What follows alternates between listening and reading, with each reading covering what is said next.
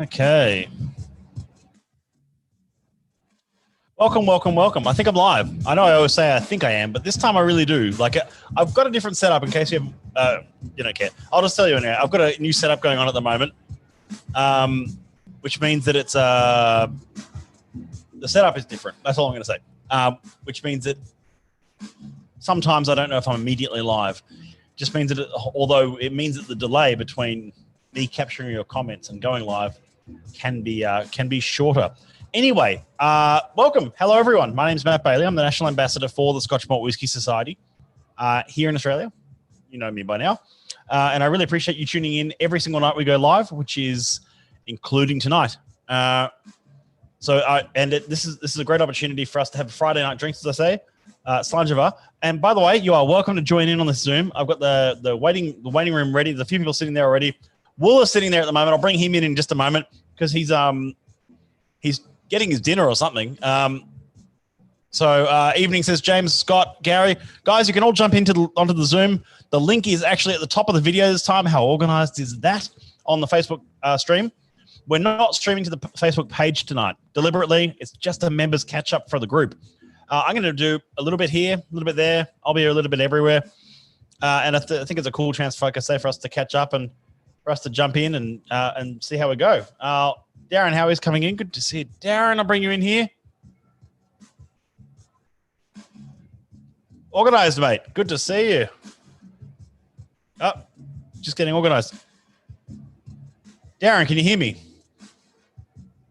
Oh, I can't hear him. Hold on a second. I'm going to unmute you. One sec. Now you're unmuted. There we go.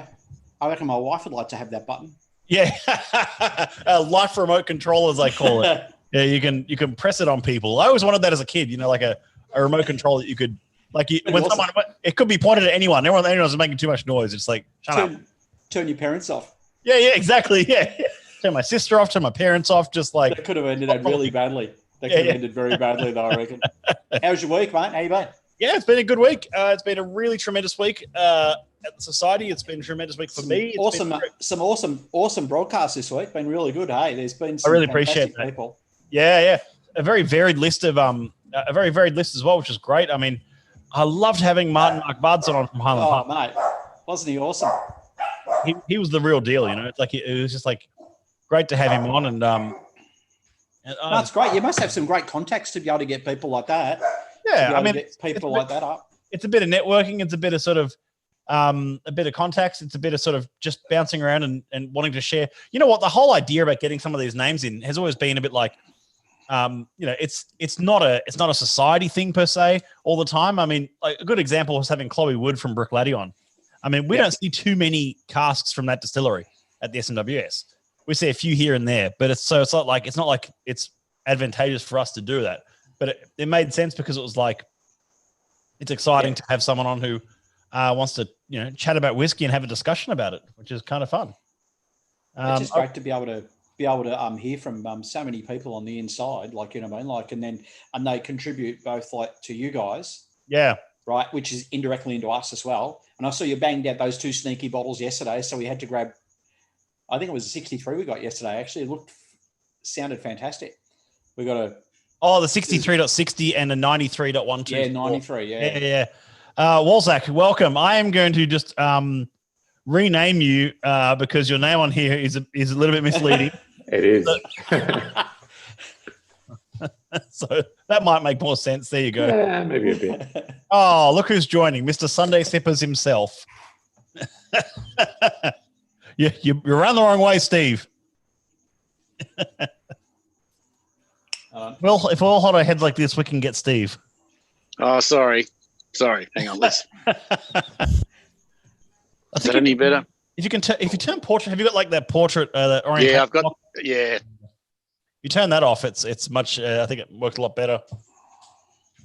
How's that? Are we all on the same? Are we all on the same level? Yeah, there you are. That's the one. Well, I was like, what are you pouring? I know that bottle shape. Surprisingly, you bastard. 7.128, a Sonata of Sapidity. We have a 30-year-old Longmorn. Oh, wow. Well, no matter what I pour tonight, I don't think I'm going to come close to that. I was there when you opened it, though, I think, on that You one. were. I You was. were. Yeah. How are we all going? Good. I finally got brisket, bone, and bread in here all at once. we live yet? Yeah, we're live. Must be live. There you go. Oh, well, hello, everyone. Slange. Slange. Cody Banks says, Steve, that you're already sideways, mate. It's happened before. It'll happen again. It'll happen again. Yeah. Yeah. It's only the first time tonight. Don't worry. Yeah, that's right. Yeah. We're only going to the First group night, tonight, as I said, guys. So we're only going to the group because we're not going to Page or anything else because it's not the right. Don't need to go to Page every night or YouTube every night. Is Mr. Wooler eating dinner? Yeah. Just had to prep up. So Friday drinks. You can do whatever you like. It's fine. yeah. Is it like uni student ramen you've got there? Yeah, I am. Yeah. So dinner. It's pretty decent. I went with I had dinner just before we went live, and I went with lamb roast, which is quite good. I was underdo it at first, but you got to put it back in for a while. But yeah, because you don't want to overcook lamb. You know, it's like it's the one dish you like. I don't know, you don't mind overcooking chicken because then you're not going to die. I'm trying some Moondog Lager. All right, yeah. Haven't had it before. Does it come across as very drinkable? Hang on a second. It did. Is I always get it mixed up. Moondog's the Melburnian one, or is it the Scottish one? That's pretty drinkable. It's Craft Melbourne. Brewery. Yeah, I always get Moondog and Brewdog mixed up in my head. I mean, Brewdog is Dog at the Scottish. time. Scottish Yeah, dudes. Moondog Brewery, Abbotsford, Victoria. Okay, what's that? What's this sound? Ooh. What's the sound of a With you, can? Steve. I like Good work. Good work. I missed the why don't I have a beer? I missed the memo. Jeez, guys. No. You shouldn't need a memo, I Jono. thought it was. Yeah. I thought it was self-explanatory. Yeah. Listen to Jono. Needs a memo to have a beer. Far out. Come on, man. Yeah. I'm on the tail end of a Black Forest Stout, which was Oh, that sounds good. Ironbark Hill Brewhouse Black Forest Stout. Quality. A bit of filter. Yes, love a bit of filter. I still reckon filter, they're red. The filter red, it's is that an amber ale or I can't remember. Maybe it's a red ale. Who knows? Yeah, red ale. Yeah, that's fantastic. That's one of the best red ales. Beer to worst label ratio of any beer company. Oh, you don't like the labels? Oh, I don't know. If it's doing it ironically, I guess maybe I'm the one who's out of touch, but it just looks so dated. They make a stout, which is literally it's the same design, but it's black and gold, and it looks like a black and gold product. I only drink them, Alex, because they look like cigarette packets. They do, Steve. They do. Yeah. From the 80s. Anyhow, have a filter. Get it? Get it? I almost picked up a 6-pack of the Cooper's XPA. Oh, You guys had that? That's a taste sensation. Yes. Oh, Double fantastic, can, isn't yeah. it? They're great. Yep. They're great cans. Actually, I got to applaud Cooper's for finally realizing the light and putting stuff into can instead of bottle. Well, they did both still, but Yeah. I always appreciate beer out of a can personally. If you can, I mean, rather than a bottle. I just find, I don't know. It's that thing. It just tastes fresher. Yeah. Being hard carbonated and freshly in a can. Yeah. So you had a busy week, Matt. Yeah, I was just saying to Darren here. It's like we had Monday was just solo, and I'm trying to keep Monday solo, except for this Monday coming won't be. But and it was a busy week. It was great. We had Mark Vardson and Julian, and that was great. Star-studded lineup. Yeah, and it's sort of turning into that each week at the moment, which has been good. You're gonna run out of people soon. Yeah, I know. I'll have to do one. I'll do like a broadcast of. I'll do a dual camera broadcast so I can interview myself. No, so I had Dan and Billy on Tuesday, which is fascinating about their spirit and Highwaymen and stuff, and it's certainly it's a different approach in Australian whiskey, which is admirable. And then I mean, like the whole gypsy brewing part of it, gypsy distilling part of it. Yeah. I think is interesting. And then Mark Vardsson on Wednesday. I loved Martin because he's such a champion. He's such like a champion of like the scene, and like, you know, no one is more Orkney than him. Like, you know, whether you like vintage Highland Park, whether you like current Highland Park, whether you like indie Highland Park, whatever, it's like he knows it all so well. How long's he been working for the company for? Well, he's been in Highland Park like since he was born. Yeah. No, he's been with Edrington, I think, for about 11 or 12 years, but he's been with Highland Park for about 5. Mm-hmm. So about 2015, I think he picked up the senior brand ambassador role. But even prior to that, he was like malting, like doing malting floor stuff, doing distilling there. He was doing all sorts of work there. Interesting to hear his story about his time on Isla and things like that, and with Jim McEwen and yeah, great background. Like to be like, you know, to have someone like that as a mentor. Like, yeah, you know, just from a knowledge point of view, like even if you don't stay in the industry, or, you know, you go off and you do what he's doing now as a brand ambassador, yeah, you got that knowledge behind you on production, it'd be amazing. Yeah, exactly. And like, that's, I mean, it's amazing how many people call Jim McEwen one of the, how many people count Jim McEwen as a mentor. That'd be very cool to be able to say that as well. You know, it's like he's a true like legend from for a long time now, from his time at Bemore and his time at Brook Laddie. And now his time at Ardnahoe and helping out also at Brookies. Yeah. He's secretly flying into Australia, well, up until Corona, but still secretly flying into Australia 3 or 4 times a year, very much under the radar and doing events, and not events, like just doing like consulting for the Spirit over at Brookies. Has anyone here tried the Brookies stuff, the gins and stuff there? Yeah. A few of them. Yeah. They're good. Yeah. Very good. Yeah, great stuff. They made that macadamia one recently, the Mac, they call it. Mm-hmm. Yeah. I thought that was very good. Because they've got a macadamia plantation, is that right? They started off, their parents were in cereals or something? Yeah, I think something around there, yeah. Eddie used to work at Eddie used to here's trouble entering the channel. Great. And he's gonna hear me say that as well. So oh, it's all over. It's all over. We're done here. Scotty's here. Oh no. Accidentally, by the look of it. He's not sure. Am I in the right stream tonight? Live feed. Morsey, just so you know, you're muted at the moment. And yeah, that's all right, mate. I'm just keeping it. I'll unmute if I. Oh, sure. Otherwise, there's all this noise in the background. That's all right. Scott, welcome. There he is. I knew this would take a turn for the worse. Good to see you, mate. Nope, that's okay. You'll work that out. Hi, mate. Good, mate. Sanja, happy Fridays. In Australia, we say here's luck. Here's everyone. Well, what glass is that? What on earth have you got there? This is one I picked up from looks like you swiped that from a bar in Singapore or something. Yes. Taiwan. Yes. Taiwan. Yeah, there you go. Actually swiped. There you go. Backyard Junior.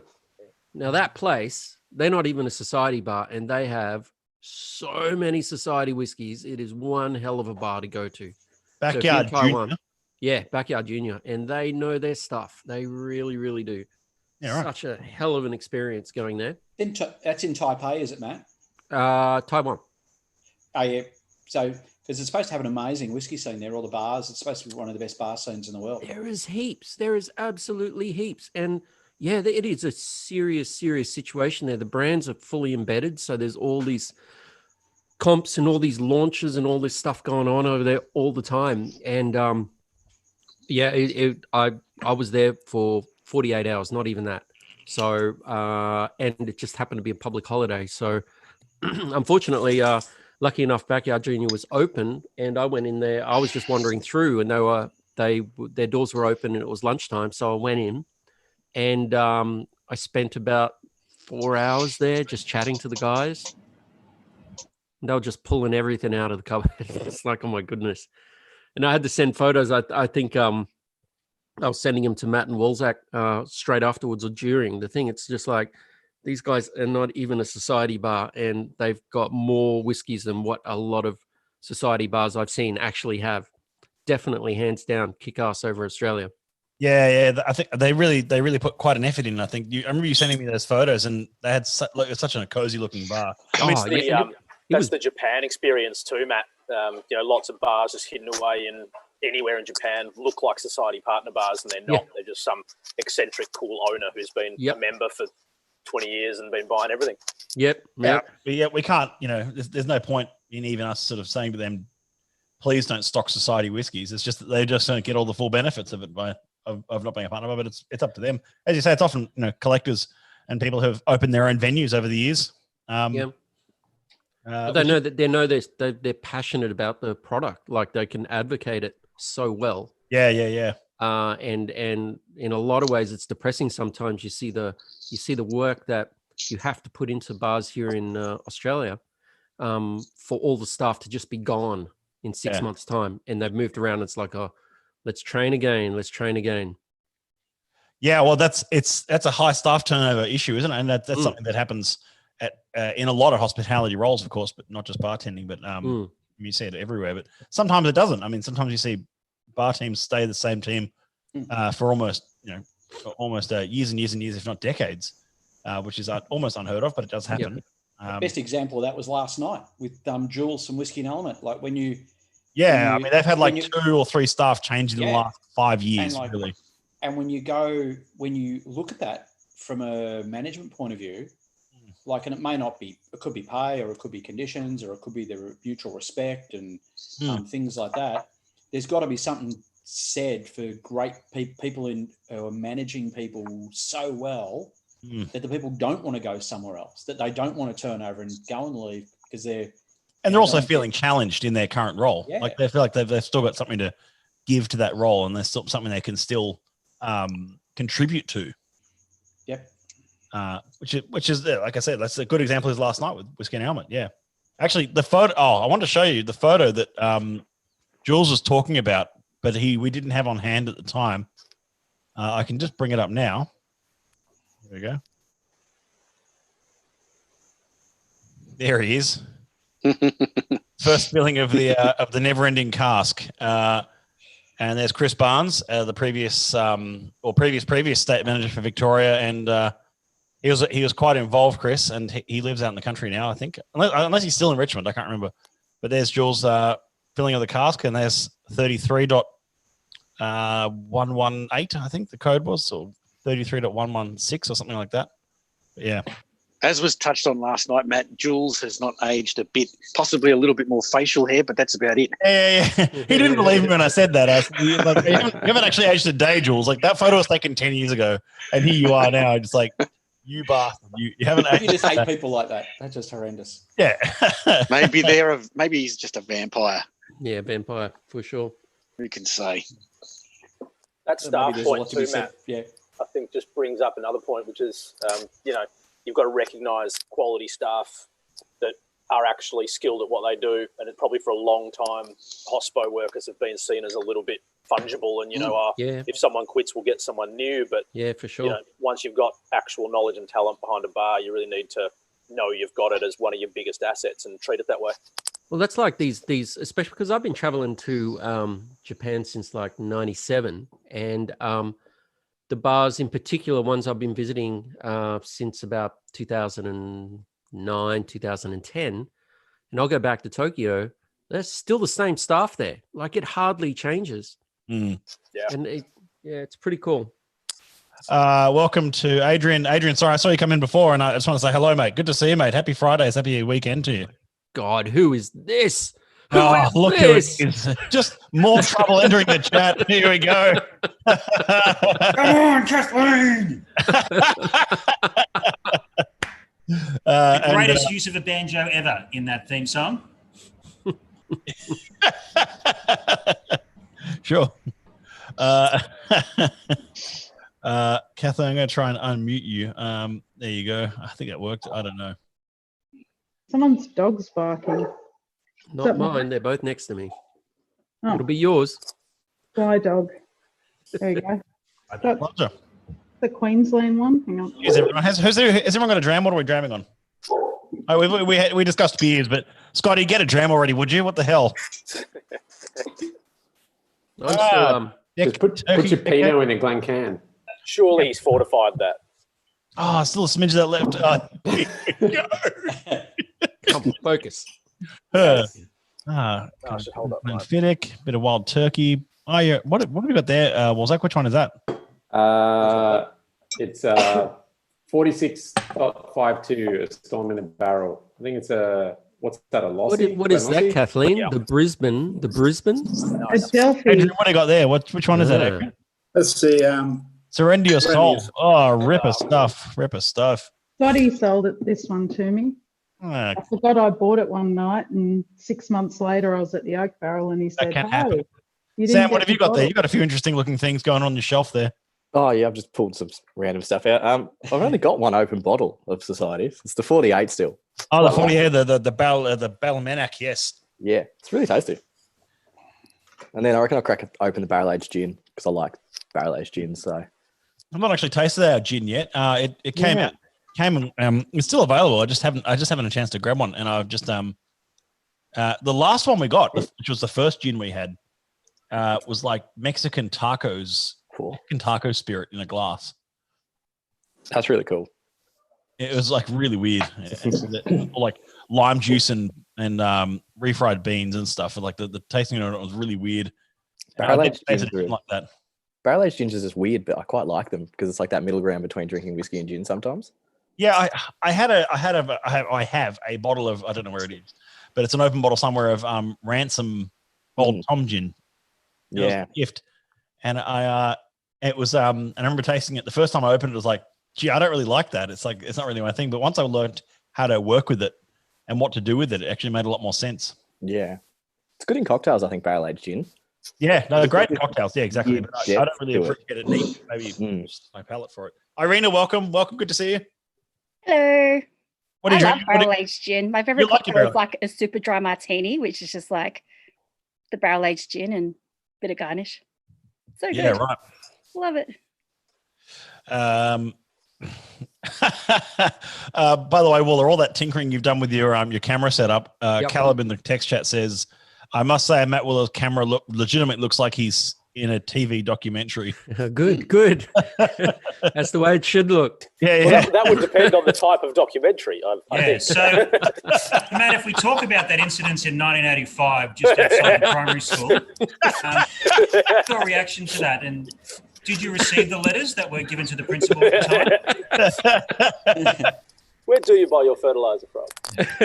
Matt, the Australian public would like an answer. Keep in mind, sir, we are live. Excellent. Smooth lights. Yeah, a couple of, it's pretty cheap stuff, but because of the stuff I'm doing online now, and the fact I've already got half this stuff, and I lecture the students about doing this type of setup, it's like, you know what, I really should do it myself. Great depth of field.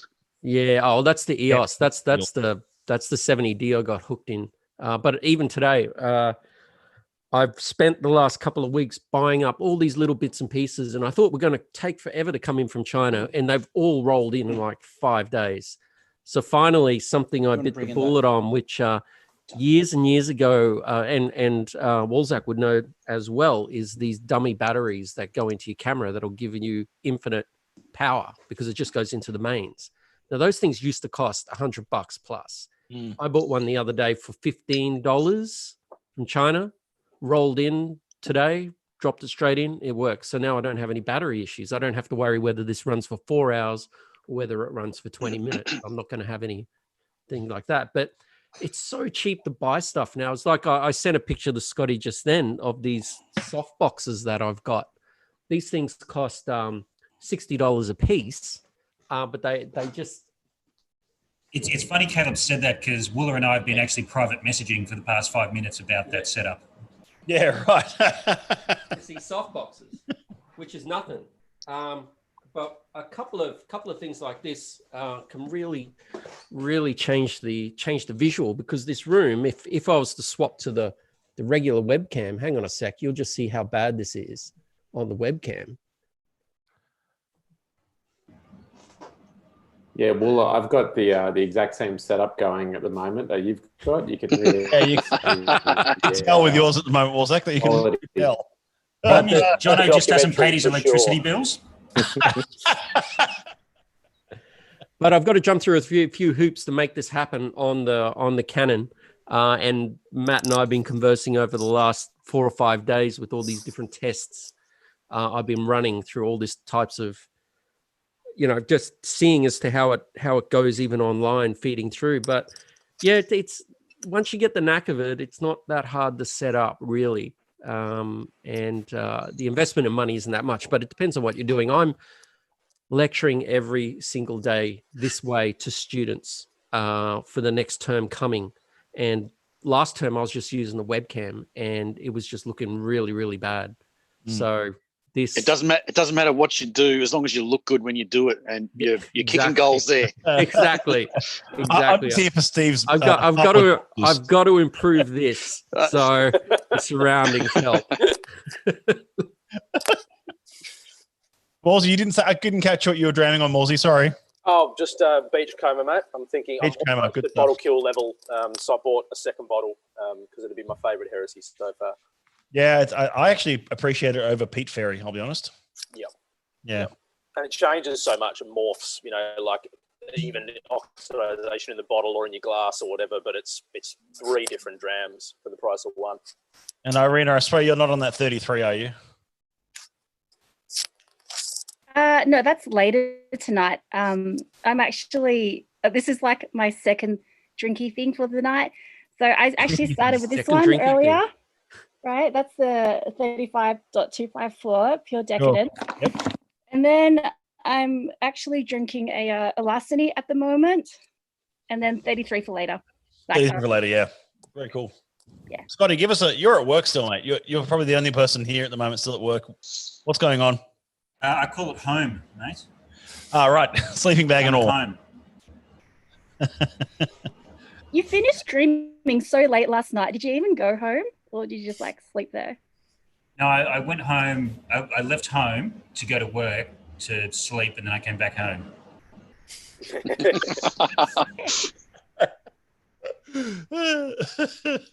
Yeah, hope you're comfy at that desk. Yeah, anyone who sent me an Instagram message after about 11 o'clock last night, it's taken me a while to get through them all.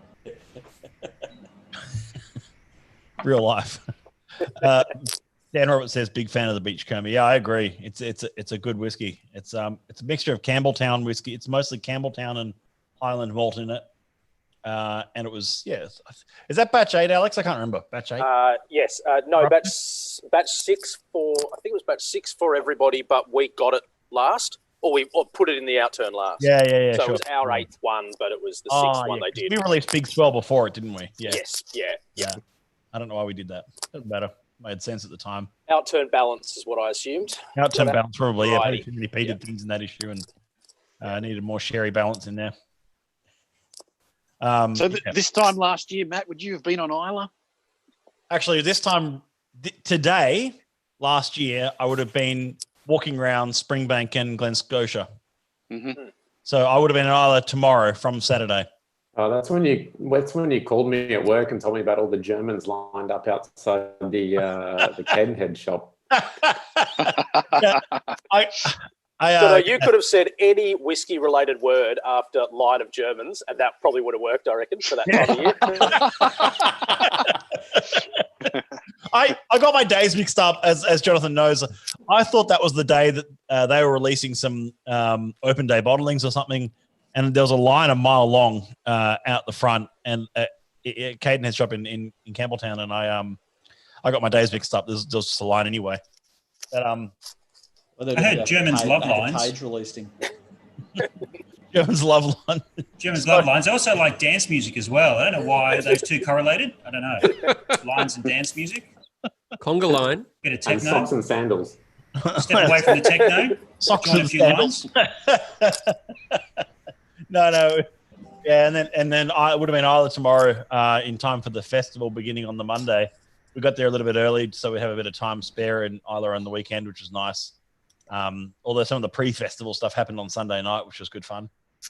And that was an amazing experience. And I won't bang on about it, but it was just like the fact that it's just, there's always that thing like there's something like 1,200 people live in Isla, but it's about that. The population of Isla is about 1,200 off the top of memory.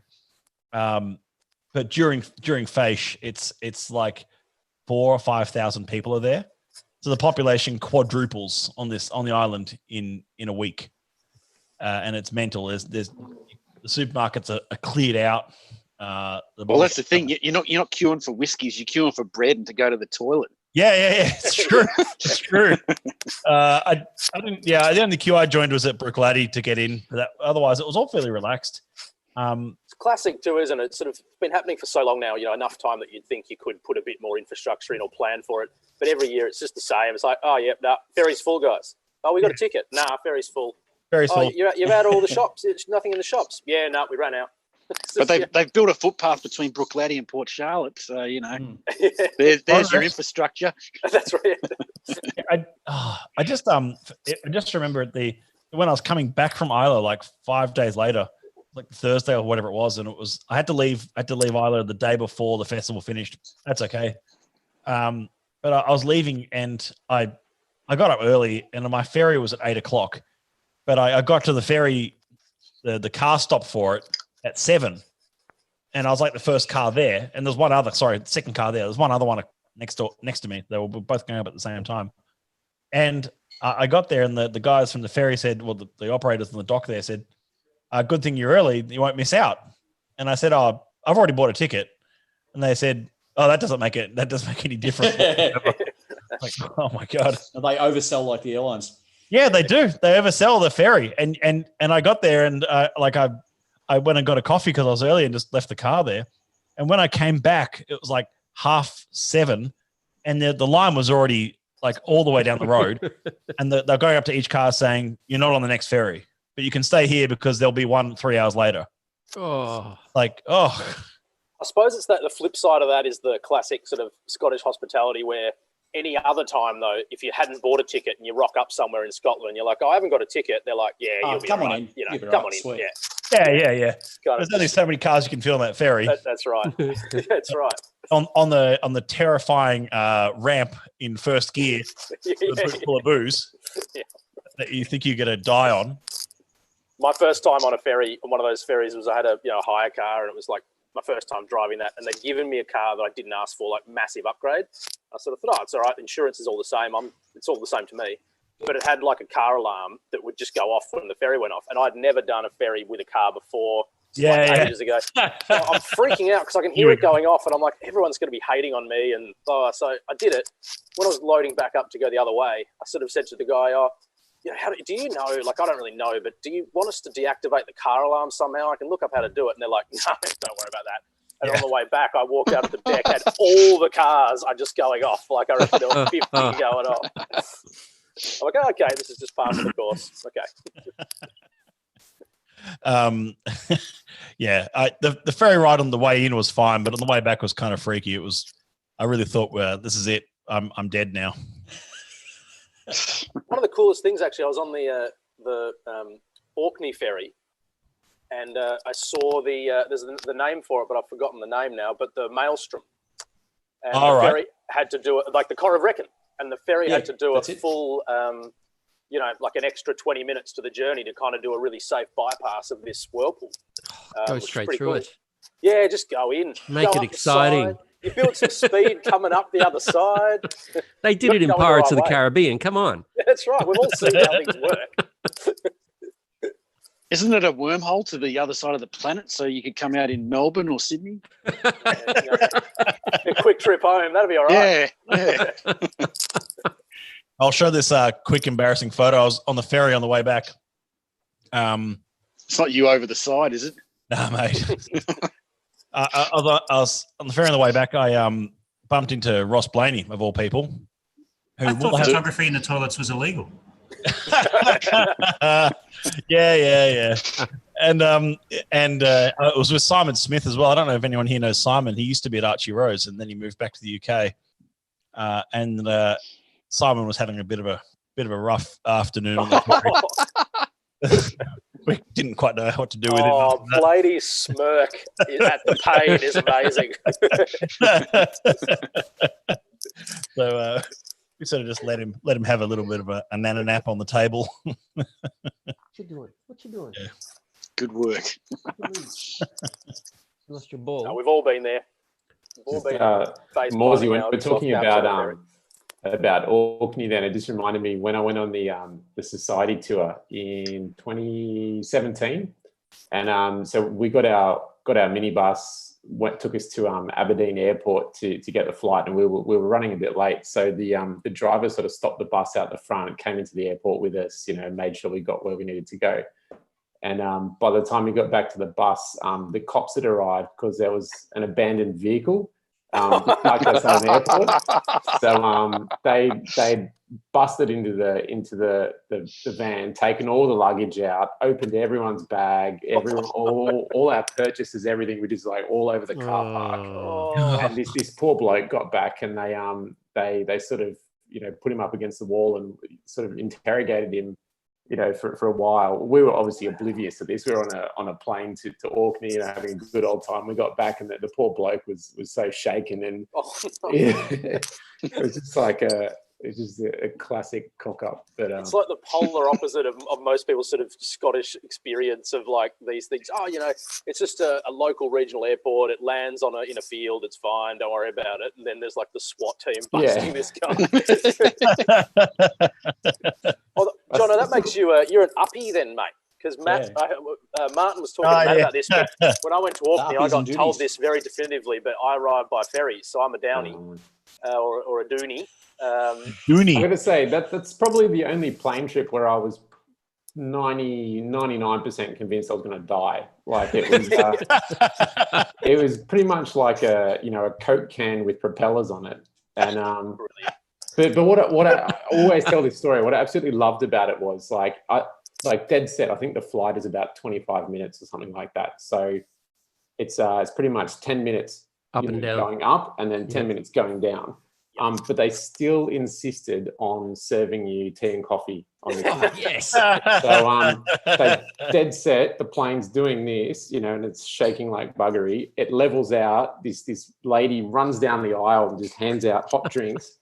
They're piping hot. She gets to the back, turns around, and then literally walks back, collecting them again because you're about to land again. I know. And I was just like, that's brilliant. I know there's a flight in the Orkneys. I think it's there's a regional airport, sort of at St Mary's maybe, or near there, and it must just jump over John O'Groats or somewhere. And it's globally the shortest commercial airline flight.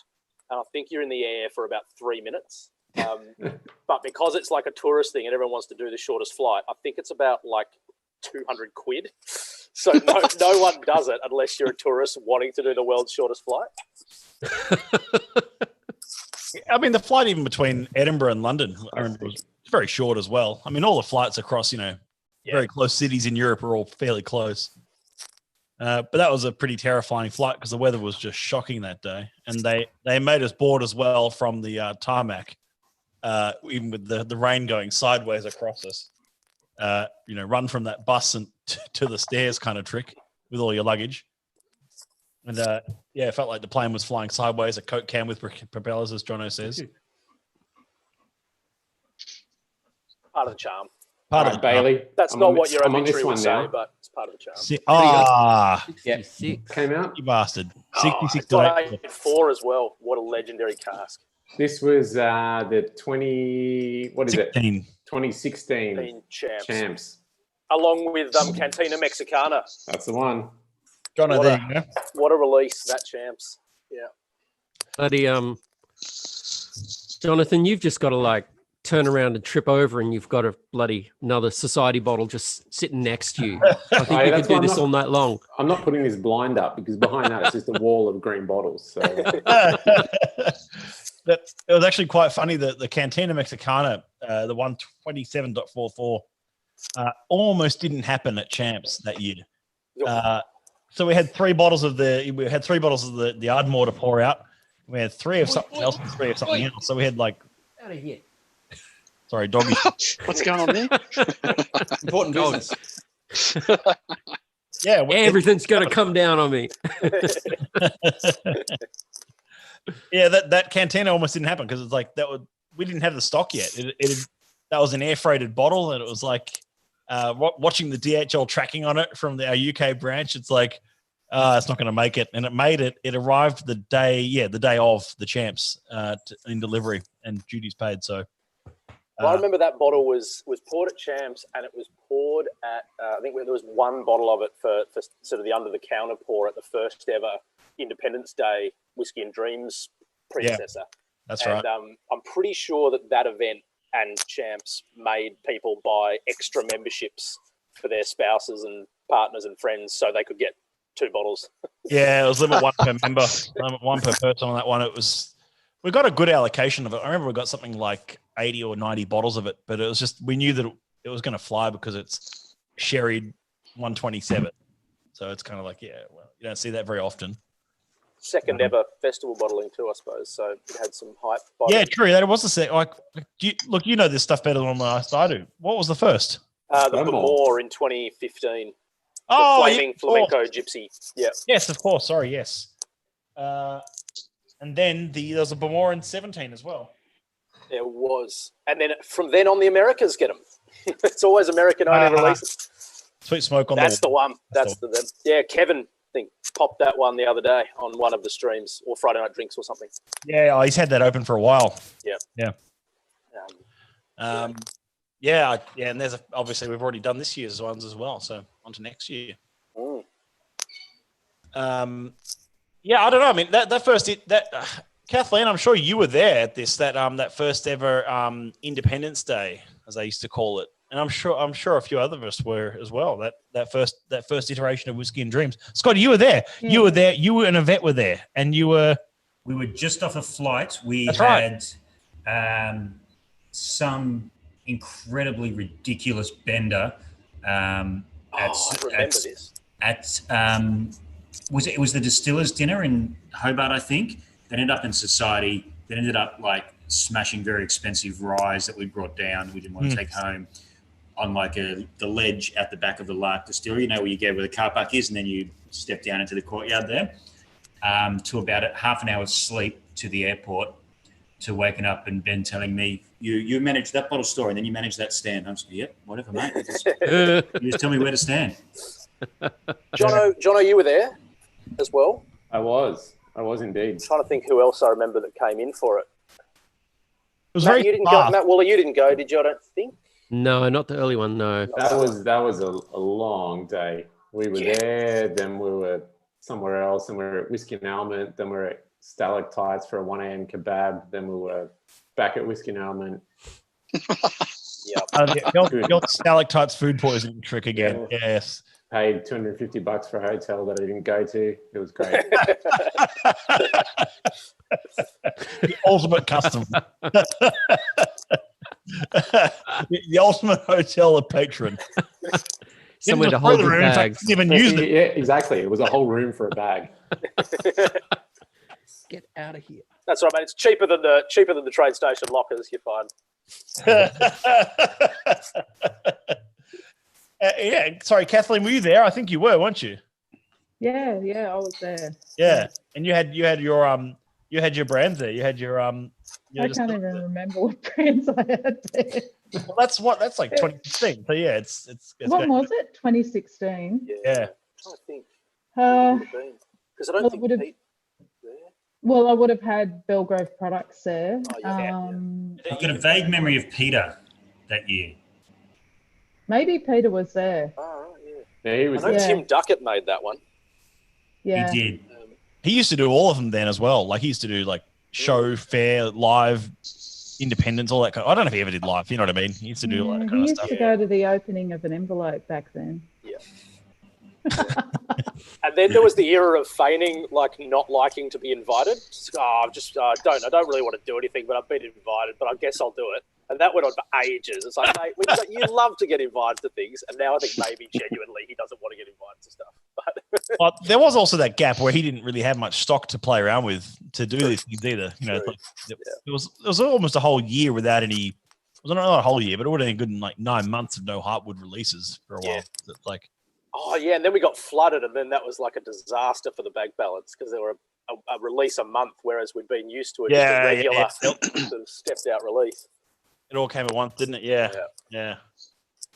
Oh well. I mean, that's ouch. It morphed into Whiskey and Dreams, yeah. Mm. But the second year it was called an Independence Day as well, and that was at Starwood. That was the first one at Starwood, wasn't it? Yeah. Is Whiskey and Dreams? Does anyone know whether it's really going to continue now? It's happening this year, but virtually, and then I guess, and in theory it will, but I guess who can tell? Yeah. No, it's going. Like I'm sure Kathleen can probably vouch for it as well. But there was a lot of people owed a lot of money recently, and that went on for like ever to get people paid. And even with the stuff I was doing with Jeremy, there was a lot of bottles that went missing, and they were gone for a long time before they turned up again. And it's just sort of like they were registered as being sold, but they weren't. They just weren't around, and then suddenly things turned up again. It was really, I don't know. I knew a lot of people are very brands or vendors that were very disgruntled by the whole experience. I mean, we did 17. We did 16, 17. We didn't do 18 because quite simply we just didn't have the stock. It was sort of like the way the point that the show landed. It's like we had nothing sitting in warehouse kind of thing. It's like, well, I've got really nothing to showcase, and then it was just bad timing. Like the stock was arriving 3 days after, kind of thing. But it's a great audience though. Unlike here in Sydney where it's pretty slushy. Well, actually, Jules the other night, last night. I think all the big whiskey events in Sydney suck, personally. Yeah. Well, you've seen them. You've seen them firsthand, Scotty. I mean, you've seen the way they've evolved as well. Yeah, and like on those big events scale, the ones that are like on the smaller events, they suck the most. My favorite is ones in old theaters. Ones in old theaters above bottle stores. They are bloody awful. They're the best. People are bad. They're the best. Smell like cabbage. The store holders are the worst, particularly if you're on stage. Bloody awful. They won't let you leave. And the host is a dickhead. So that stage, you've got to like flatten that out. That thing's on an angle, and because it's an old stage. It's an old performance stage. Feels like you're on a goddamn boat. It's like everything is going sideways. Just practicing for. That's right. If anyone's listening from Melbourne and talking about Sydney, and there are Melbourne tuning in. Yes, that is true. Sydney whiskey festivals. This might be a new concept for you because we come down to yours all the time, but you tend to forget that Sydney exists. So small, Scotty. It's such a small town. We just bagged our own. Top 5 whiskey events in Australia. All in Fitzroy. Yeah, good one. Yeah. Well I'll done. tell you, Scotty, what you should do. Blokesjerkingoff.org.au. If you got access to an old theatre, you should go full Mona on it. Find out how to get like behind the stage and under the stage and do like secret weird hidden rooms. Have a tasting that like no one gets invited. You got to invite only, but you've got to arrive. Then you get a secret. Hold on. We actually do that already. It's called getting food from the kitchen to the fair. I was about to say, times the food's got lost on the way from downstairs to upstairs through the dressing rooms. Play that up. Alex, I was about to say the nightmares of the logistics of that hall already don't need any more complexity added to them. No more. Double down. Go full labyrinth. Better. There's another doggo. It took me 2 days to clear that stage, let alone underneath it. I can double down on that. Come here, Pep. You wait till you see what I've got in store for. It probably won't be called Whiskey Fair because Whiskey Fair will be marked as at the end of August, but something else where we're dishing up probably after. No one's invited. It's just going to be me hanging out by myself. It's going to be bloody genius. Yeah, cool. I'll come. Good way to screen your attendees. Yeah. Social distancing. No screen. It's because it's naked, obviously. So, obviously. I'm pretty sure there's rules on Zoom against that, particularly if you look like me. What if you blur bits out? I wouldn't bother. It's not that big, mate. Something separate to the Whiskey Fair, then. So you're saying it's a separate sort of thing? Well, because Whiskey Fair is the end of August every year. And can we ask early? Is that something that might be still going ahead then? Well, the goalposts keep changing. They do. That's why I tried to ask that. So, like up until lockdown, because Whiskey Fair planning starts the 1st of September, we were, flying. It was looking really, really good. I had single casts, coming in from all over the place, locked in, up until lockdown. So then you go stop, halt. Yep. So, and we were expanding it out to a week of events this year. We will mark each day of that week with something. I dare say it's going to be a little bit more virtual, because I think important to remember is not only,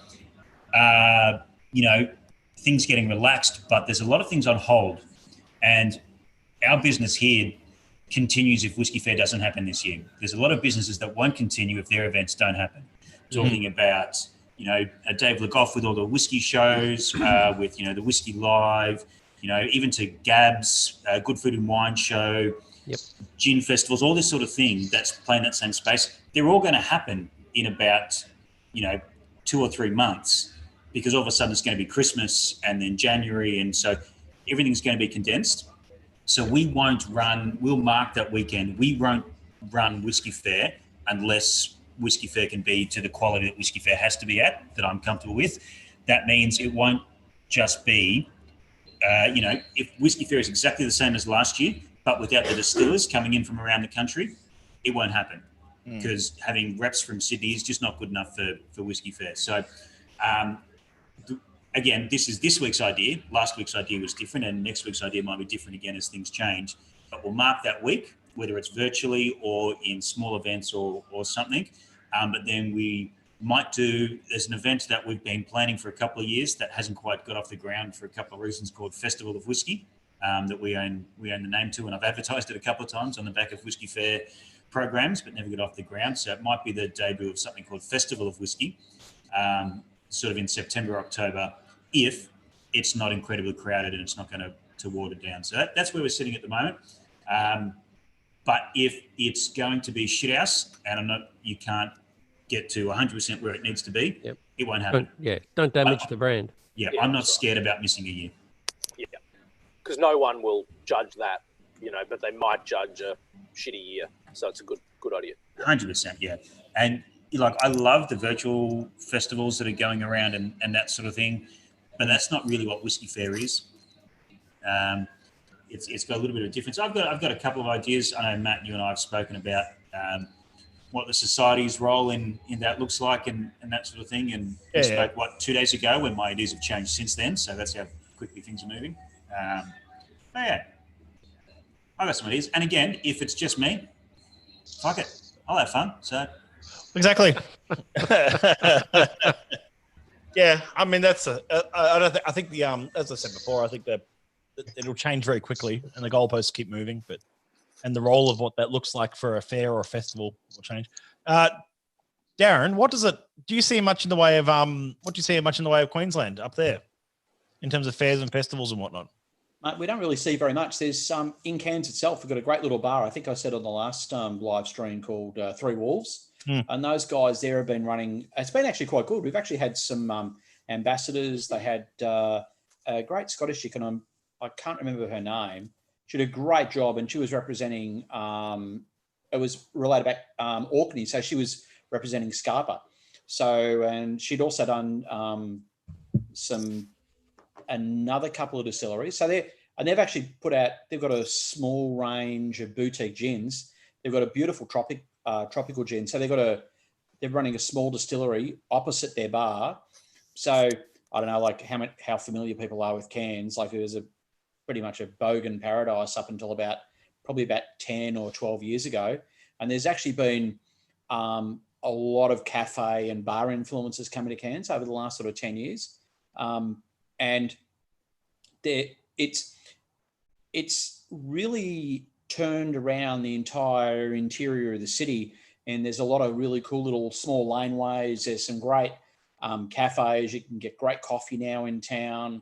So it actually has most of the things that you can associate back to the big capital cities, but obviously on a much smaller scale because of the smaller population base. But so Three Wolves are leading the way. It's three guys who got together and decided to open a bar in town, and they've got some really good bartenders in there who are pretty knowledgeable about obviously whiskies, but also gins and very other spirits.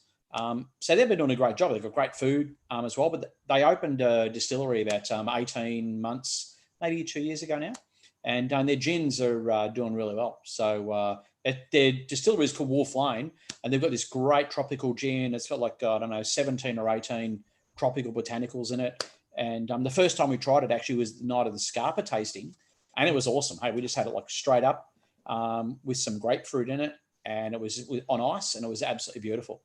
So they won an award of some shape or form. I can't remember what it was, but they're doing really well. So up here, like seriously, like the Premier of Queensland's put up a wall between Queensland and the rest of Australia. So it's like we're sort of in full lockdown up here at the moment. Not that you'd know it around Cairns, like, because no one really pays any attention to anything up here. I don't think anyone watches the news. So the only sort of people up here are actually really paying any attention to everyone who's been stood down from work and people like that. Otherwise, sort of just business goes on as normal. It hasn't really. Palaszczuk. Are you in Cairns itself, Darren? Yeah. Only we live only probably 10 minutes from the centre of town. Can I ask a question, Darren? I'm actually planning a bit of a trip up to Cairns, but that's been scuppered. What's the local opinion of the Riley? Just accommodation wise. Yeah, it's actually a pretty good place to stay. So you're looking around for accommodation at the moment, are you? Oh no, I was, and that got recommended. For future, for down the track. Yeah, it's actually it's a pretty good place. Yeah. So so definitely recommend staying there. Somewhere like that would be pretty cool. Yeah, who wants to come to Cairns with me? Yeah, there's been some really good, like there's another Mount Uncle Distilling, who are out on the Tablelands, which is only about a 40-minute drive from here, have got out they've got a bushfire smoke gin, which did particularly well, I think, at one of the gin awards. We've got quite a good, there's McAllister's Brewing, which is just out on the northern side of Cairns. Is a great place. Anyone who comes to Cairns who wants to visit, we always take people there because it's in a really it's in the middle of an industrial estate, but you go into this factory complex and you walk out the back, and they have these big shutter doors which go up, and it looks out over the cane fields and looks straight out over the mountains back towards the city of Cairns. And it's like it's a fantastic location, eh? And they've got they've got like a steady set, I think, of 3 house beers that stay the same, and then they have a rotating menu of between another 3 and 4 beers that they actually have going, as well. So it's a wonderful place to take people. And then also in town, there's quite a few local places too. So it's actually quite active now in terms of, more so I think still in terms of beer rather than sort of in spirits. But the Three Wolves are getting things going in terms of like the spirit side of things. And they've got a little Scotch club there, the whiskey club, which, they've got bringing reps in and they get some really good people at the bar there, and it's a good place to go and have a drink. And they've got a nice selection of drinks themselves. Yeah, very cool. Speaking of gin, and in particular, Kathleen, this one's a little bit for you. If you remember, or you recall, I come from Rockhampton, obviously. Yes. Historically. Saleyards? Yeah, so I ended up opening this finally. And there's absolutely nothing interesting about this at all. It's just gin. I think it's just the Rocky Lads just like going, oh, we got a distillery. This is fantastic. But hey, hold on a second. This is a little bit too cool. I'm going to make that full screen for a second. Crowd's getting worse now. I got to see what's going on here. Oh, the Tassie reprobates. No, I just saw on the screen. I'm going to unmute them. Hold on. Oh, no. John, Mark. Skull. Stop fucking around with him.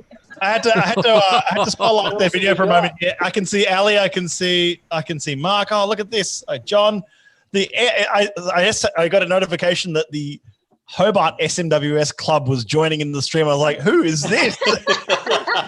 It's not officially a Dorse chapter because I don't know that they've cleared this. Well, I think with the lineup going on here, I think this is pretty cleared. Look at this. This is ridiculous. This is the Taiwan whiskey bar of breakaway whiskey clubs. This is too cool, guys. This is amazing. This is so good. Wow.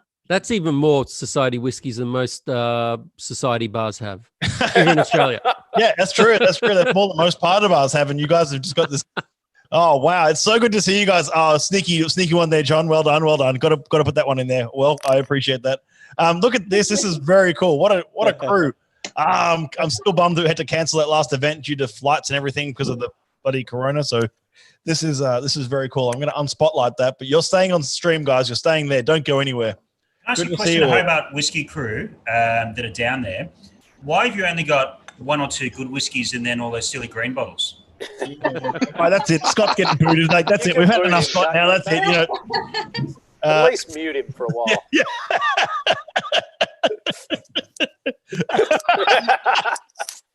He's been muted. No, it's okay. Anyway, it's so good to see you all down in Hobart. This is so cool that you tuned in. This is great. You feeling homesick, Alex?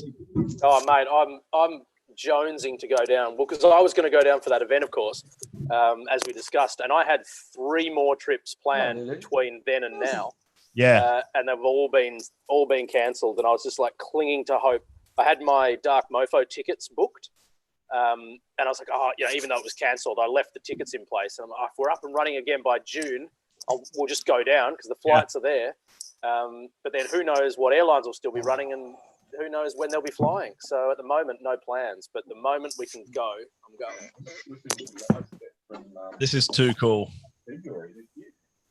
I reckon I'm getting the boat over next time. Haven't tried that yet. Yeah. Mate, pro tip, don't do it. You're allowed in Devonport. So, ugh. And then it's a 5.5 hour drive to Port Arthur. Wow. So I just can't be. I'll just get the plane. Yeah, just fly to Hobart, mate. You get the 6 a.m. flight. You sleep on that flight, and you're in Hobart by 7:15. That's the uppy and the doonies concept in Tasmania. You're either a north or a south, and I'm clearly from the south by all that derogatory comment about the north. James says, "How cool would a virtual reality whiskey tour of Scotland be?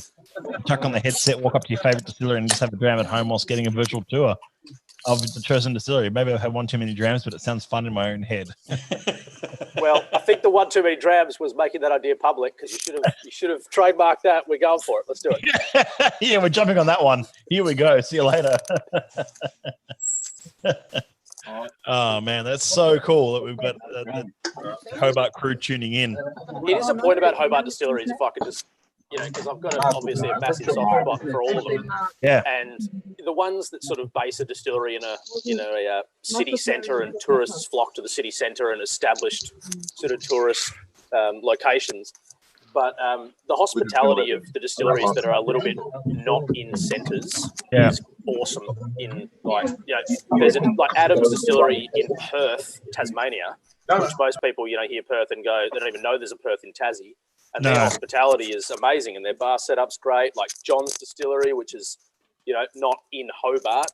It's Hobart whiskey, but it's it's worth like a visit and contacting him. Like they're all just these amazing hospitality centres that have worked on it and deserve to be visited. Yeah, even the Cooper is fantastic down at Adams. I love all the directories that list Adams as Perth, WA. No one checks the second level, Kath. It's just like, Perth, we know where that is. Don't worry about it. Is that all the bottles that the Hobart crew got together, or are there like a million different bottles behind all the SMWS ones? I think there's our audio is a bit scratchy, but it does. It's I think there I think it's a whole bunch there on the table and maybe a few more behind it, but it's personal openings. Knowing the Hobart crew arena, they were sealed when these guys started. I love that they went for the Hobart whiskey though. So I missed earlier, Emma. I saw you jump in, Emma, but we're engrossed in conversation. Good to see you. No, it's good to see you guys too. Yeah. Oh, so now we're stealing that idea from James. Yeah, virtual tours. Yeah. Done. Sorry, mate. Stolen. Should have kept that one to yourself. That'd just be Brett Steele with a camera attached to his head, walking around on the Drinks Taz tours and sponsoring with Google Maps, and you're sorted. Done. Yeah. But just have a focusing on yourself, not on actually what you're looking at. So it's just like virtual tour of someone's own decay over many, many locations. Camera gets wobblier as you go along. It's no longer VR, it's VD, virtual decay. VD is definitely something else. Yeah, well, I thought of that afterwards, but it's still like virtual decay. I will stick with that one. At least if it's virtual, you're in luck, I think. You're in luck, it'll just turn up being like that Prodigy film clip for Smack My Bitch Up. Recall that. It just got worse and worse. And that's going back a bit. I don't think I remember that film clip, that video clip. Sorry, look it up. Yeah, iconic. Yeah, I remember the film clip better than anything else that band did. I'm pretty sure. Yeah.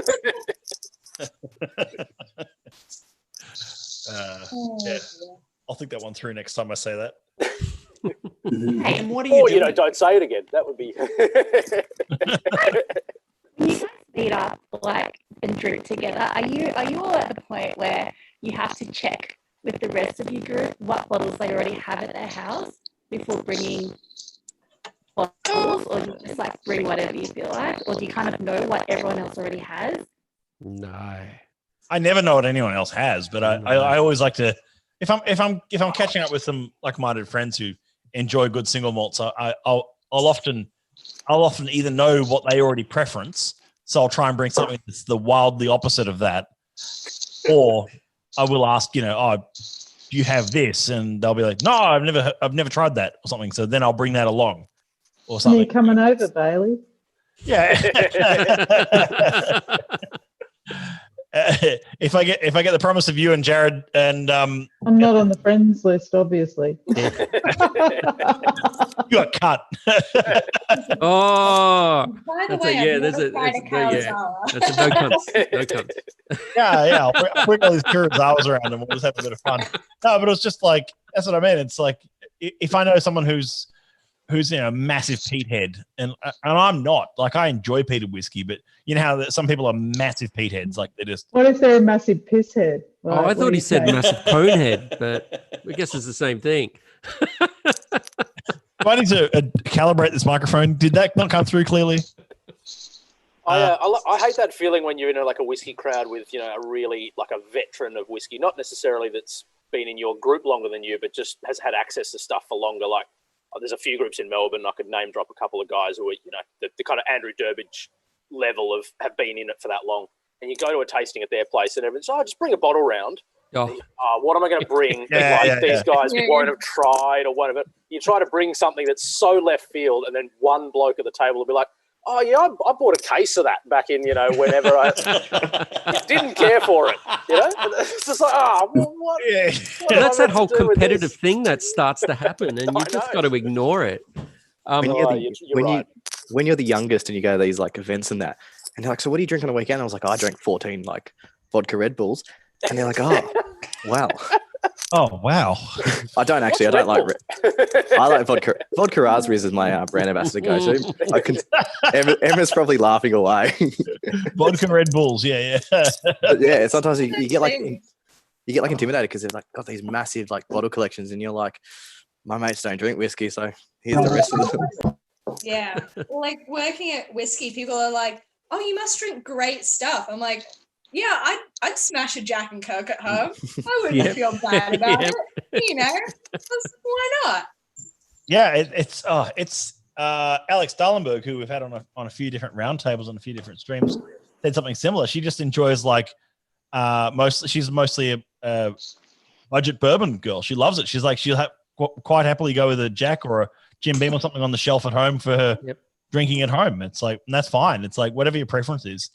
But when you end up at sort of nerd level too, you end up treating whiskey a bit academically, and sometimes it can be fun to just smash back something for pure fun and not worry about what flavor you get from it or all the intricacies, and just go, pleasant drink. Yeah, well, when we had George Grant at the bar and whatnot, so one of the future owners. Every good story starts with George Grant. We know. Yeah, I know. It's just a simple thing, but he's just oh, can I have a beer? I think he must have smashed so many beers that whole day. That's all he wanted to drink. He had zero interest in trying any whiskeys, didn't want it. He was just, I drink it all day. I have access to it all day. I just want a beer, you know? Oh yeah, I'm drinking beer quite often at Whiskey and Element. I mean, it's just like just trying all the different beers that you guys have just got in. It's fascinating. I'm surrounded by whiskey all day, every day as well. Exactly. Good beer is great. What I love about George Grant is that his go-to drink is a pint of Negroni. That's right. That's a proper drink. Yeah, I relate to that. A pint of Negroni. There's no piss farting about with that. 1 litre Negroni is available on nippercourage.com. Wow. There's the first proper brand plug we've had. Thank you so much. We knew we'd get there in the end. Somebody had to do it. For all your single cask, single malt whiskey needs, SMWS.com.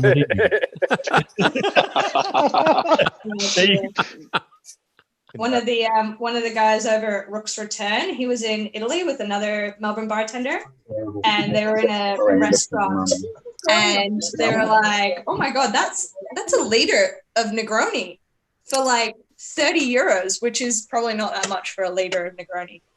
And whatnot. They're like, yeah, let's get 20 one. Australian dollars. They finish it. They go to the bottom. They're like, do you have a second liter each? Oh boy.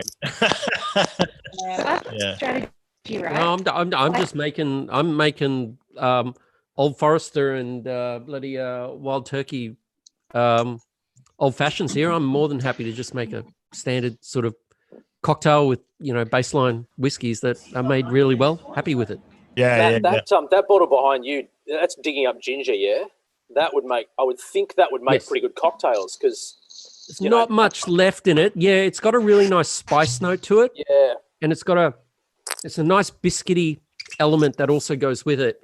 So, I was pretty impressed with this. In fact, I've been working wherever that's gone. I've been working really hard not to finish it.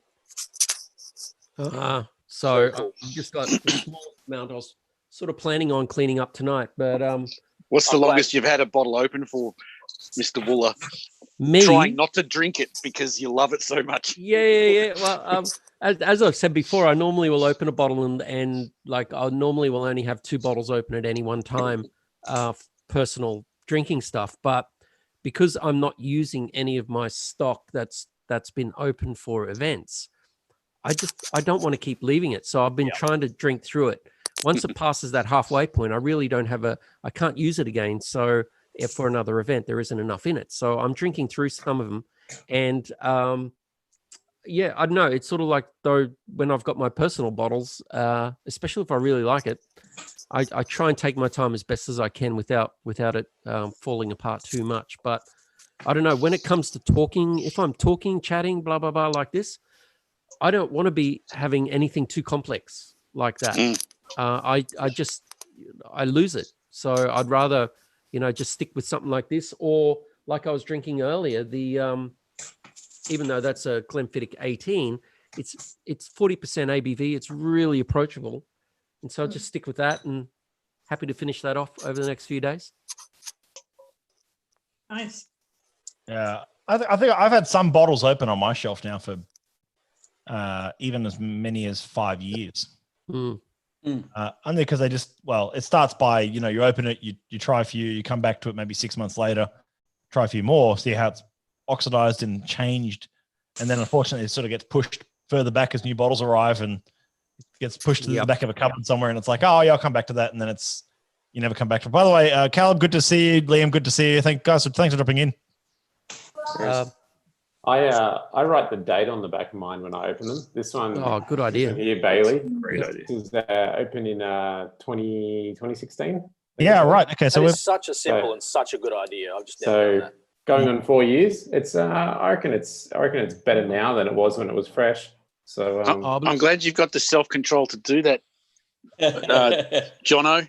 Mate, I'm ripping into a new whiskey. The last thing I'm doing is picking up a pen and writing shit on it. Now, the other thing is, though, this is what I've discovered with so many bottles that I've had open for different events, is that there are bottles that I've gone to that I know have had 3/4 left in it. and I go to pull the cork. Now, normally we're used to this noise. I have ones where I've gone to pull the cork and it has just slipped straight out. There is no noise. It is clear the cheap cork is just totally like shrunk up. Yeah. That's always a worry because it's obviously it means it oxidizes faster. Yeah, and you do see that even on. I saw that on a recent even modern bottling, where it was obviously the fitment wasn't right or something, and it's like, well, that's a bit of a worry. But at the same time, I think everything should move to screw caps. A, because they're a better seal, but also at that point in the night they're a little bit more of a challenge. And if you can't get the screw cap off, you go to bed. Scotty, trying to get that little bit, the little bit that you need to get to open the new bottles, that's quite a challenge. You got to get the little tab. And then I guess what I could do is just I'm like a fan get of screw caps. a skewer and put it through the top, and then just put a straw in as well. That's also quicker for alcohol delivery to your mouth. That's good. I like it. Yeah. Solo, slam it down fast. Exactly. Get the glass drill and just drill. Yeah, Japanese love their screw caps. Yes, Darren. I've You had love too to many you love to whiskey see a screw cap. corks. Yeah, I'm a massive screw cap fan. Why don't they just go for just go for ring pull, and that means once it's open, you got to drink it all. I like that ring pull actually. That'd be great, Willa, because what you could do then is if you've got some special bottlings you think might get flipped at auction, just give it to people and open it for them and just hand them out. Deal with this, suckers. Heartwood ring pull. Yeah. Heartwood ring pull. Mate, I know, right? Festival bottling ring pull. Well, that's true because Heartwood only lasts a day when it's open anyway. So release the beast. Yes. Still the greatest Australian whiskey of all time. Yeah, it is an amazing whiskey, but you've got to open it and drink it on the day you open it. Alex, that comment actually reminded me. There's a bottle shop in Germany that does it almost exactly that. So all the bottles of the whiskey on the shelf have two prices. They have drinker's price and collector's price. So good. And the drinker's price was like 20% lower. So that is the best thing I've ever heard of. It's amazing. And so you'd pick up a bottle, take it to the counter, and they'd say drinker or collector.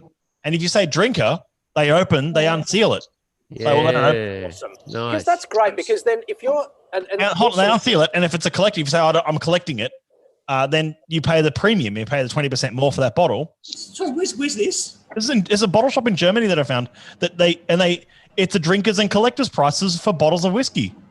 Mate, I'm going to do that. It's actually a genius idea because probably not across everything, but like no, not across every bottle. 10 whiskeys, that are like sort of the sub 100 mark.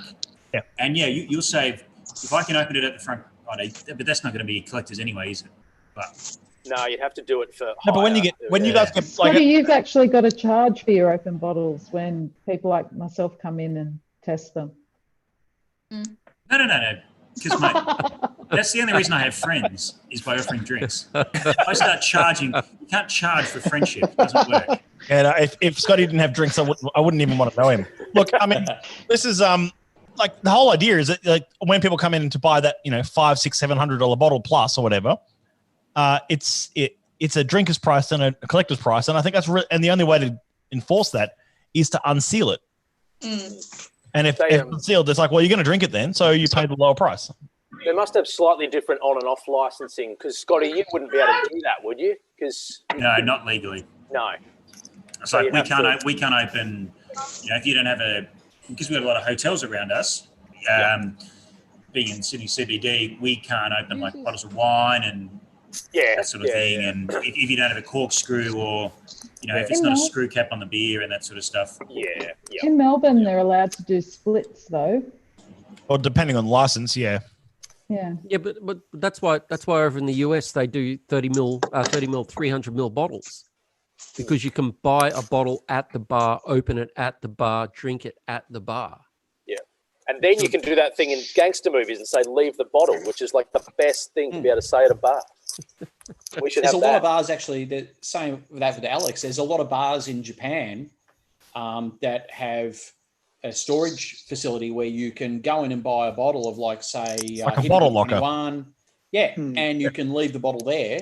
And likewise, I'm not sure if anyone knows about Hasegawa's, which is at Tokyo Station, where you can go in and you can try it's pretty much any whiskey that's under about $300 to $350 you can try for anywhere between sort of 200 and 700 yen per 15 mil pour, and you can go in and try something. So if there's something on the shelf that you go, well, look, I've never seen or never read any reviews or never tried anything like that before, can I have one of those?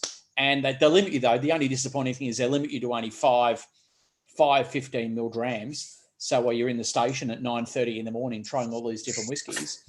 But yeah, you can try some really, really cool whiskey there that they actually got. They get a lot of quite a few limited bottles from Glenallachie and places like that. But you know, it's a pretty cool thing to be able to actually go into a bottle shop and try before you buy. Quick plug for UK SMWS venues, but they have bottle lockers. Yeah, they do now. Yeah, they do. All the Vaults have had one for ages. It's not many people use it, the Vaults one, but the Glasgow one, the new Glasgow one's very fancy looking. There are venues in New South Wales that have bottle lockers as well.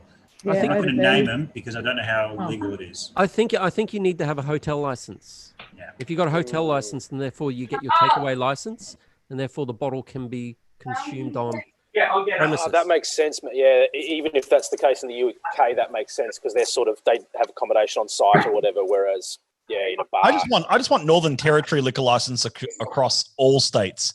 That's the dream. Their liquor licensing is so cool. Like, that's why there's a few pubs in the Northern Territory in Darwin that have.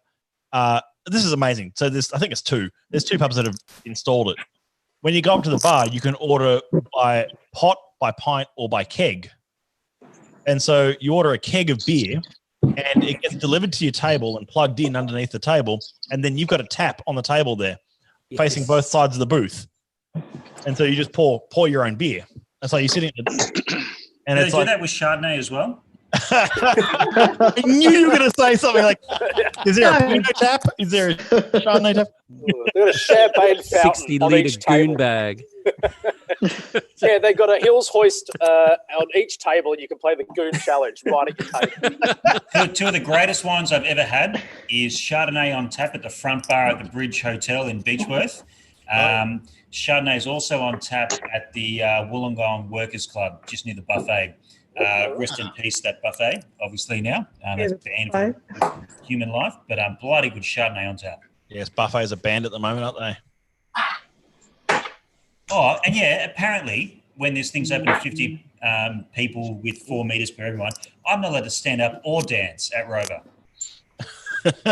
No cowboy. I want to see him make me stop dancing. I want to see that happen. You know that Gladys Berejiklian. Let's go in and challenge them, buddy. They tried to make you wear pants, but that didn't work. So I want to see the newspaper headline the next day, like, man refuses to stop dancing in local venue. Gladys has to come and personally stop you from dancing. There's your documentary, Wooler. It'll be Scotty on the fucking. So what made you continue dancing? But you'll have to come to the Rover to film it with your setup because I will have handcuffed myself to the bar.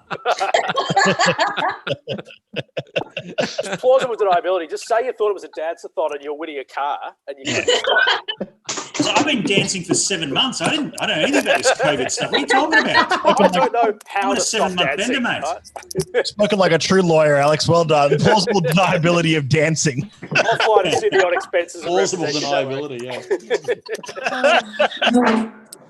Oh, amazing. So many great things where they're like, I swear I'm never leaving the club or the bar early again. I'll even help them cash up. I need to be there for every last minute for glory. Hot tip, speaking of excellent nightclubs, for when anyone is next down in Hobart, the Subpillet Gin Bar, which it's all white, just on the corner there next to the pub near Salamanca. When you walk in, it looks like a pure blonde ad because it's all white. But when you go to the toilet at the back, you sometimes hear noises because they share a couple of back rooms with the nightclub downstairs. Have a good night on a Saturday night at the Subpillet Gin Bar, then go round the corner to the nightclub and sober up immediately. Actually, it is an excellent nightclub experience. I went out for our Christmas party. Story about. You go. Sorry, Sam. No, you go. I was going to say, my story about Subpillet is I think they must have opened around a dark mofo, which I was down for. and I was quite tipsy, and I thought it was a pop-up bar. Like, I didn't really understand what it was about. So I walked in there I had a festival bottling of Port Charlotte, like just the Port Charlotte release one, with me, and asked the bar for some glasses. So we were just sitting at the Sud Polaire bar, pouring out this bottle I'd brought in because I assumed it was like, oh, it's Dark Mofo, anything goes. And then I learned afterwards, oh, right, that was just a commercial bar that we brought our own hard liquor into. Should probably not do that. But they were very lovely people about it, and no one called me on it, and they gave me some glassware. So how did they give it to you, or did you just take it out? No, they gave it to me, and then the cops tried to take it off me, and then I tried to fight the cops. But the night went downhill after that. The Polaire part was wonderful. Nothing but good things to say. Hanging Gardens is a really good little club outdoor thingy. Like, we had a Christmas party and we went there after, and I was like, wow, this is up nearly at Melbourne level. So, Hobart, chime in on this guy, right? Yeah, what was that about? Nearly at Melbourne. we need Melbourne level, yeah. As from the Hobart Whiskey Club, Hobart SMWS Club, we need a comment from you guys on this. Those guys have not stopped reorganising those bottles for the last 20 minutes. What the hell is going on? They're for drinking, not looking at. So just explain, Matt. So everyone tonight, this is our first ever meeting, and everyone sourced or has brought along a ration for the evening to share while we get up and running. And we're just about to finish our last one for the night, which John B has brought with him. You don't want to share video? No, that's fine. I just know it's heavy. Oh, yes. Bacon Buddy. Bacon Buddy. There we go. Brilliant. There you go. Yummo.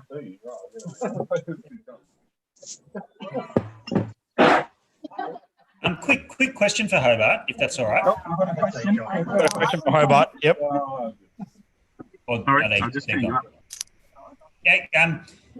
When you first came on, I think Matt said a g'day to a few people, and also an Ali, who I believe I've met virtually, but never actually met in person. She's on the right of the frame there, dark hair. Ali, say hello. They just covered her with a bottle. Yeah. Okay. Hello. Hey, thanks for your support. We've almost got half the face. I just want to say g'day because I've never actually met you. I have no idea what you look like. So there you go. Hey. How you doing? Nice to meet you virtually. Yeah, bloody oath, mate. That works. Looks like you're in a warehouse, a packing warehouse or something. I think that's Hobart Distillery. Yes. Distillery, it looks like. It is Hobart Distillery. Yeah. I think they were setting it up when we were there last year. So. No, Mark. Very cool. Very cool. Mark's in branded T-shirt, I'm pretty sure, isn't he? We've been asking Tom for some stories from the vaults. Oh, for some context, Tom Roth, give us a wave, Tom. Come on, where are you? There he is. He worked at the vaults for a number of years, and knows all. 1 year, sorry, and knows all the secrets of the SMWS. So he's probably divulging them all right now. Fantastic. Oh dear. So what is the best bar in Hobart? Sophie's across the road.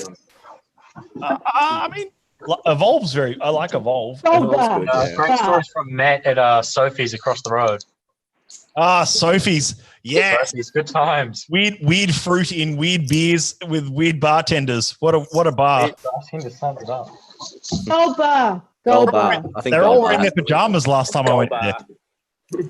See, I agree with you, Kathleen, on Gold Bar, but whenever I get to Hobart, my first stop is always Sud Polaire, then Gold Bar, then and it's only one drink at Gold Bar, and then to Lark, because I know inevitably the radar about one drink at No, because I know the radar will go up. But I'm in Hobart, that we're going to end at Gold Bar and both be kicked out of Gold Bar.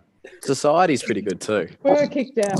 Scotty, did you make it to Dirty Pennies? Probably. I've been to Dirty Pennies a few times. In the Ben Cookson years, he carried me home one night, so God knows what we did that night. Yeah. So I know exactly what we did that night. It was during the Lark drought, and so he was very kindly enough to gift me a bottle of Lark that was ever, when they didn't have any.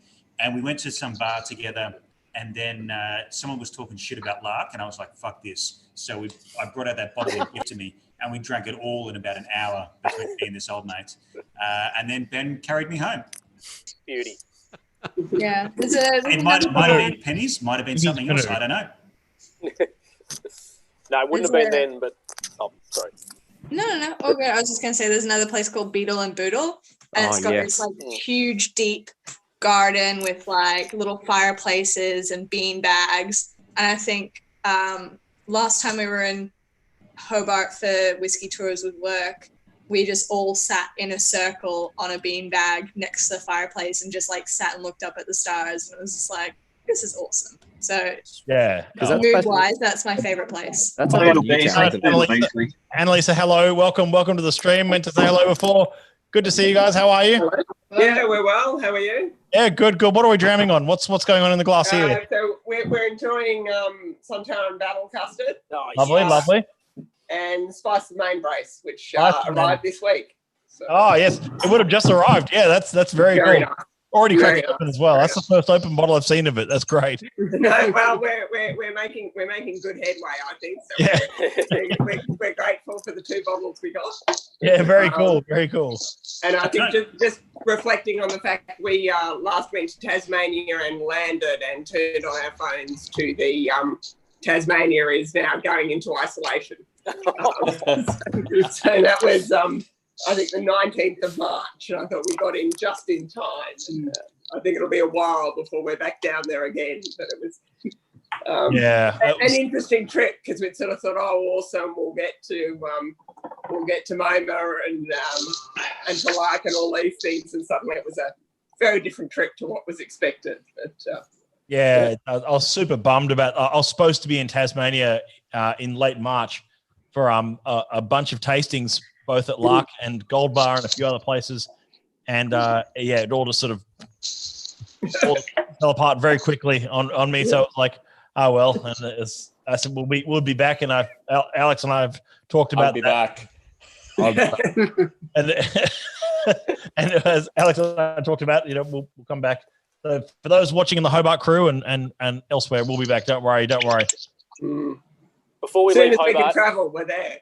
I wanted to do a quick shout out to Oddfellows in that bar list because it was a recent project of very old friend of mine, Niall Marici, who a lot of people would know, and fantastic mixologist across different spirits, and he got burned, and him and his business partner got burned because they pretty much got shut down like in the period you'd want a new venue to be open. So I hope it survives it, and everyone should check it out when we can go back to bars properly. Yeah, big shout out to They do awesome dinners there too. I've had a beautiful dinner at their food and lovely. Exactly. Yeah, absolutely. Yeah. Rob Scott says hi, Kathleen Davies, just by the way. So big shout out to Rob. Good to see you, mate. Big hello from Mall Santa and Kathleen. I've got a quick question that sort of prompted by the 2 bottles that Annalisa held up just before. Obviously, there's been a bit of a bottle design uplift, facelift, if you will, in recently. Yes. And I'd just like to ask Matt and just anyone connected to the society generally is, are you actively updating the bottle every year to try and create collector's items for the old ones moving forward? I think that's what we call a leading question, Matt. Don't answer it. The lawyer's showing again. Yeah. The leading question.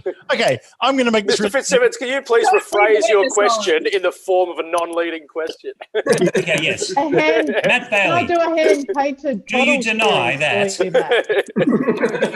Treat the witness as adversarial. Sustained. The bottle design has stayed the same, as you know, over the last 2 iterations. However, the label has had a slight refresh, as you can see here now.